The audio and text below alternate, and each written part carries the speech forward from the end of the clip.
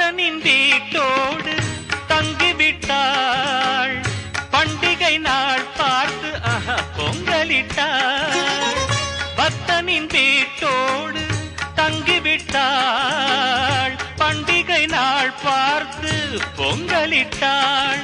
காமாட்சியோ மீனாட்சியோ அபிராமியோ சிவகாமியோ அம்பிகை இங்கொரு கன்னிகை என்றொரு உருவம் எடுத்து உலவி நடந்து வந்தாள். மகாலட்சுமியே என் வீட்டில் என்றும் அவள் ஆட்சியே.